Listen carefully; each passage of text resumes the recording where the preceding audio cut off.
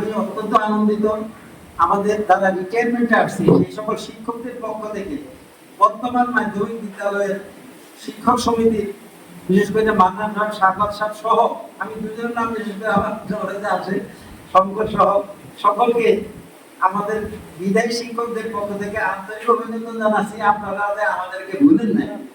আজকের মতো এমন একটি অনুষ্ঠানে আমাদেরকে দাওয়াত করেছেন এবং লাঞ্চ করিয়েছেন, এই জন্য আমরা অত্যন্ত খুশি এবং আনন্দিত।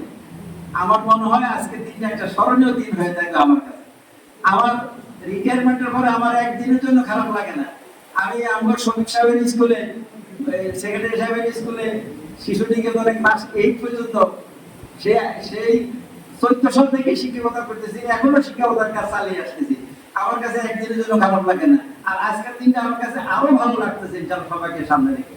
তো আমাদেরকে এইভাবে দাওয়াত দিয়েছেন, সম্মান করেছেন, এই জন্য আমরা সহকারী শিক্ষক সহ বর্তমান যারা শিক্ষকতা জড়িত আছেন সকলকে আমাদের পক্ষ থেকে আন্তরিক অভিনন্দন জানাই।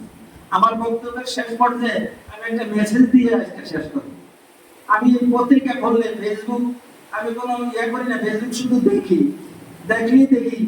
শিক্ষকরা শিক্ষক কর্তৃক ছাত্রীদেরকে উত্তক্ত করা হয় এবং এদের অনেক সময় সম্ভ্রম হানি করে।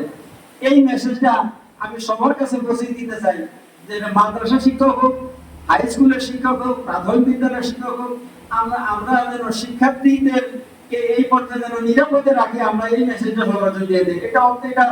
এটা দেখলে খুব খারাপ লাগে। শিক্ষক কর্তৃক ছাত্রী লাঞ্ছিত এবং যৌন হয়রানিমূলক অনেক কর্মকাণ্ড, এটা আমার কাছে অনেক বেদনা দেয়।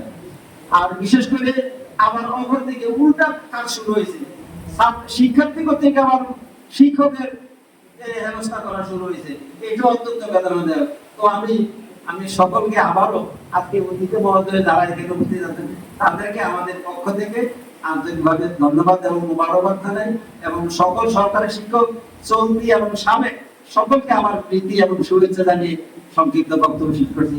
আল্লাহ হাফেজ। আসসালামু আলাইকুম ওয়া রাহমাতুল্লাহি ওয়া বারাকাতুহু।